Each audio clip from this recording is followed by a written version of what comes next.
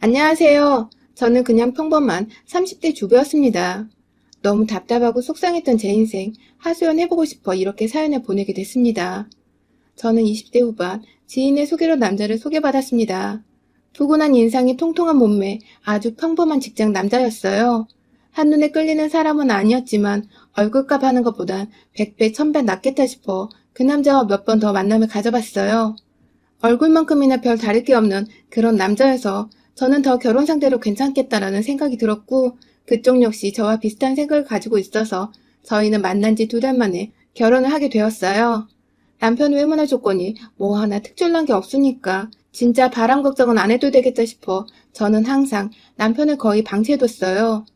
남편 역시 여자에게 별 관심이 없어 저희는 생각보다 정말 잘 맞았어요. 그래서 신혼 초 더 좋았던 것 같아요. 서로 터치하는 거 없이 각자의 삶을 존중해주고 잠자리는 서로의 마음이 통할 때만 하는 걸로 합의를 보니 정말 최고의 룸메이트 같았어요. 그런데 어떤 결혼이든 장점이 있으면 단점이 있는 거잖아요. 역시나 이 결혼의 단점은 존재했습니다. 바로 남편이 막내라는 점이었어요. 그렇다 보니 엄마와 누나 2명의 사랑을 아주 듬뿍 받고 있었더라고요. 처음엔 나쁘지 않았어요.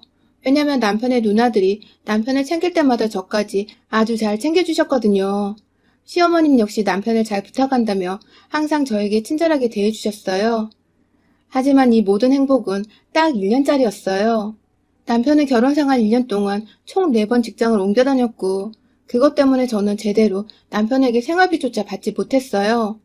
분명 결혼 전 돈 관리는 제가 하기로 합의를 봤었는데 남편이 직장을 자꾸 그만두면서 놀고 먹는 바람에 제대로 된 월급을 받아보지 못했습니다.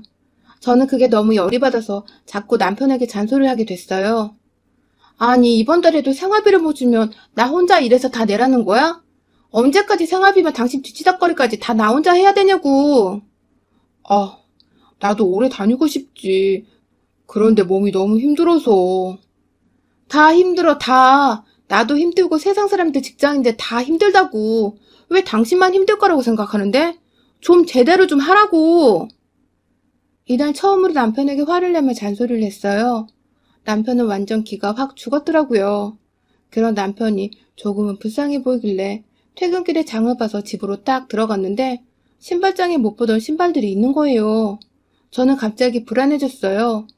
혹시나가 역시나 시어머님과 형님 2분이 다 저희 집 소파에 딱 앉아 계시더라고요. 그 사이 제 남편은 아주 편하게 누워 과일을 받아먹고 있었어요. 여보 왔어? 엄마하고 누나가 같이 밥 좀 먹지. 저는 너무 당황스러웠어요. 그 전날 싸운 것 때문에 혹시 찾아온 건가 싶어가지고 괜히 쫄리더라고요. 장봐 왔네? 옳게 오늘 맛있는 것 좀 해주게? 우리 같이 먹어도 되지? 여자 3명이서 조잘조잘 되는데 아주 정신이 쏙 빠졌어요. 저는 일단 음식을 하겠다는 핑계로 부엌으로 갔어요. 그러자 시어머님이 굳이 따라와서 제 요리에 혼수를 두시더라고요. 재료 손질을 왜 이렇게 하냐? 물은 왜 자꾸 틀어놓으냐? 쌀은 왜 이렇게 힘없이 씻냐? 반찬은 왜 이 정도밖에 없냐 등 아주 방언이 터져서 진짜 미치겠더라고요. 그럴 거면 자기가 밥을 하면 되지. 굳이 입으로 요리를 하는 이유가 뭐냐고요. 저는 정말 이해가 안 됐어요. 겨우겨우 밥을 차리고 같이 상에 앉았는데 역시나 전날 싸운 얘기를 꺼내시더라고요. 우리 막내 직장 옮기는 것 때문에 둘이 어제 싸웠다며? 아, 싸웠다기보다 그냥 얘기를 한 거예요. 사람이 살다 보면 회사가 안 맞아서 그만둘 수도 있는 거야. 그치? 아, 네. 옳게 목소리가 안 들리네? 우리 엄마 말이 못마땅해? 아니에요. 그런 거 진짜 아니에요. 너희들은 가만히 있어봐. 우리가 따지는 걸로 오해하겠다. 딱 봐도 일부러 제 귀를 누르려고 하는 게 보였어요. 그런데 악역인 게 싫었는지 지들끼리 아주 북치고 장구치고 하더라고요. 사람들은 다 자기가 맞는 일이 있는 거야. 우리 막내는 아직 자기한테 딱 맞는 일을 못 찾아서 이것저것 경험해 보는 거고. 그럼 아내 된 도리로서 네가 이해해주고 또 보듬어주면서 내조려야지. 그 몇 푼 안 되는 푼돈으로 자꾸 눈치를 주려고 하지 마라. 알겠지, 아가? 시어머니는 말을 조곤조곤 하는 것 같았지만 대답을 안 하면 죽을 것 같은 눈빛으로 저를 째려보고 있었어요. 그때부터 저는 제대로 눈밖에 났고 틈만 나면 트집을 잡혔습니다. 진짜 억울하더라고요. 제가 잘못하고 있는 게 아니라 남편이 잘못인데 자꾸 저만 당하니까 정말 속상했어요. 남편은 이 일을 계기로 일을 더 이상 구하지 않았어요. 제 눈치를 보는 건지 안 보는 건지 일부러 시어머님을 매일 저희 집으로 불러왔습니다. 진짜 환장하겠더라고요. 식비는 몇 배로 늘었지 교통비까지 챙겨드리고 용돈까지 드려야 하니까 진짜 저는 여윳돈이 하나도 없었어요. 그래서 저는 어머님이 시댁으로 가신 그날 밤에 남편에게 말을 했어요. 어머님 좀 그만 오시게 하면 안 될까? 왜? 완전 정색을 하고선 핸드폰을 드는 남편. 딱 봐도 제가 뭐라 하면 전화를 할 것 같은 느낌이 들었어요. 그래서 저는 바로 핸드폰을 뺏고서 말했어요.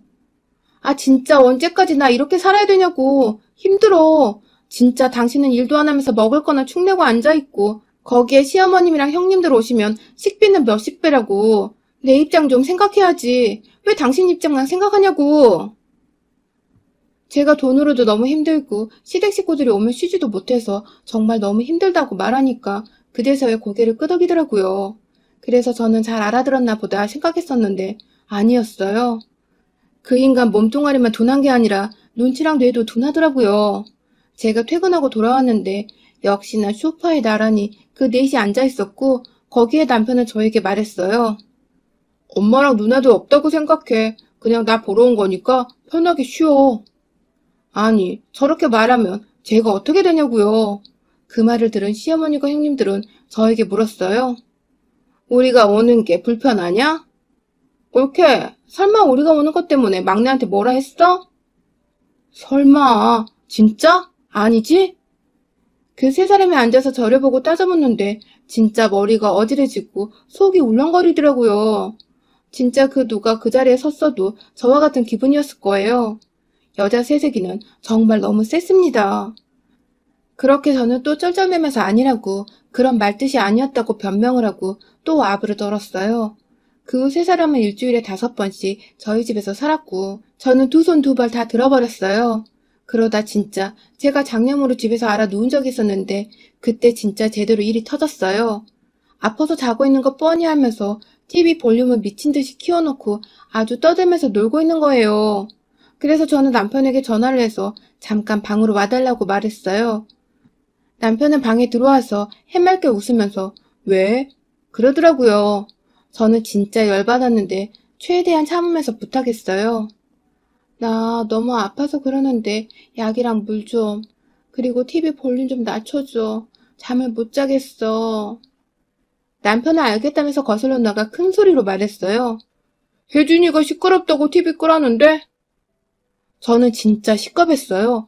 아니 무슨 말을 저렇게 하냐고요. 사람 오해하게. 그 말에 둘째 형님이 방으로 들어와서 저한테 옳게 우리가 시끄러워? 아픈 게 뭐가 대수라고 시어머니한테 시끄럽다고 말을 해? 미쳤어? 아파서 머리가 어떻게 된 거 아니야? 형님, 저는 그렇게 말한 게 아니라 볼륨을 조금만 낮춰달라고 말한 거였어요. 그게 그 말이지. 진짜 어이없어. 뭐 죽을 뻔이라도 걸렸어? 정신 좀 똑바로 차려 싸가지 없는 소리 하지 말고. 안 그래도 아파 죽겠는데 너무 서러웠어요. 그렇게 혼자 이불을 뒤집어 쓰고 울다가 지쳐 잠들었는데 좀 이따 깨어보니 집에 아무도 없더라고요. 그래서 다행이다 싶었는데 조금 있다 다시 그 네 사람이 돌아왔어요.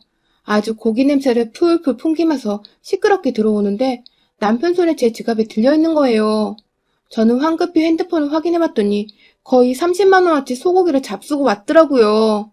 그 와중에 눈치 없는 시어머니와 형님들은 저에게 오케이 땡큐 잘 먹었어 라고 말하며 소파에 앉았어요. 남편은 아주 싱글벙글 저에게 윙크까지 하더라고요. 저는 그 모습에 꼭지가 제대로 돌아버렸어요. 그래서 남편의 손목을 잡고 안방으로 들어가 문을 잠갔어요. 그리고 막 따지기 시작했습니다. 그동안 받은 서러움과 지금 당장 쓴 그 돈이 얼마나 힘들게 번 내 돈인지 아냐고 막 따졌어요. 울면서 막 남편의 가슴을 때렸는데 문 밖에선 아주 난리가 났더라고요. 결국 형님들과 어머님은 문을 아주 부서져라 내리치다 문고리까지 고장나서 안방까지 들어왔어요. 그리고 아주 죽일 듯이 제 머리채를 잡고 흔들었어요. 네가 미쳤구나. 감히 남편한테 손을 대? 네 남편이기 전에 내 동생이야. 둘째가 먼저 제 머리채를 잡고 첫째가 와서 제 뺨을 때렸어요. 옳게. 우리가 진짜 그동안 참아주니까 아주 만만해서 미치겠어? 왜 이렇게 기어오르지? 저는 진짜 참을 만큼 참았다 싶어 두 여자의 머리채를 동시에 잡고 반격을 했어요. 그러자 시어머님이 제 등짝을 마구 갈겼어요. 결국 저는 바닥에 나뒹굴었고 서럽게 울었어요. 4대 1은 정말 힘들더라고요. 아니, 불가능하잖아요. 결국 저는 그날 그 사람들한테 무릎까지 꿇렸고 남편에게 잘못했다고 빌어야 했습니다. 진짜 제가 뭘 잘못했는지도 모르겠는데 그 사람들이 사과를 시키니까 어쩔 수 없이 빌어야만 했어요. 진짜 너무 속상하고 분하고 너무 열받는데 어떻게 할 수가 없었어요. 그렇게 그날이 지나고 저는 친정에 가서 울며 그동안 있었던 일들을 모두 다 사실대로 말했습니다. 저희 부모님과 여동생은 아주 난리가 났어요.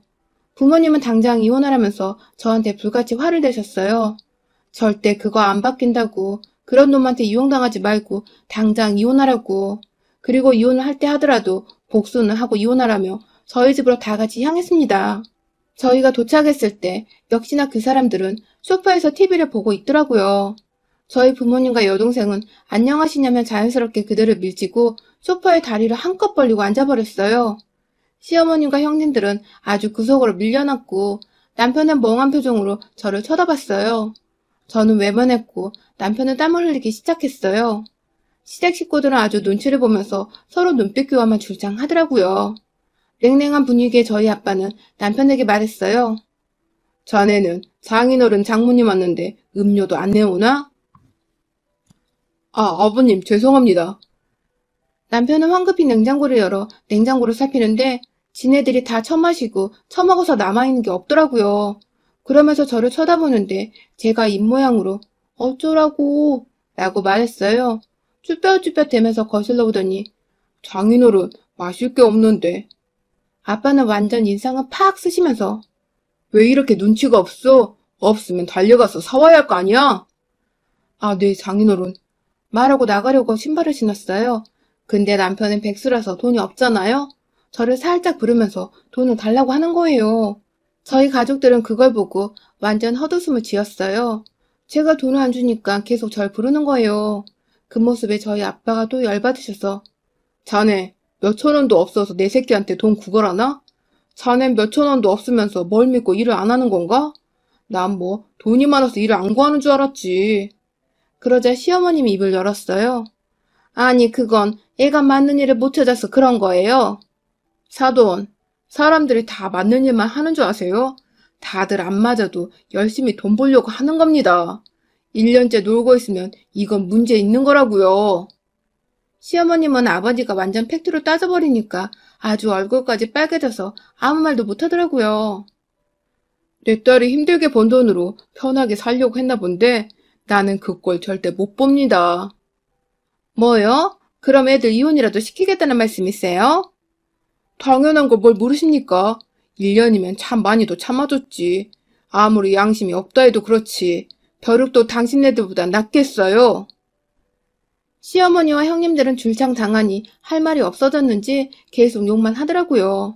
그걸 듣고 있던 저희 엄마가 다시 시어머니에게 말했어요. 내 자식한테 손대셨다면서요? 당황하며 시어머님이 말을 못하니까 형님들이 맞을 짓을 했으니까 맞은 거라고 말을 하더라고요. 그 말에 열받은 엄마는 남편의 뺨을 때리셨어요. 맞을 짓 했으니까 당신 새끼도 맞아야겠네요.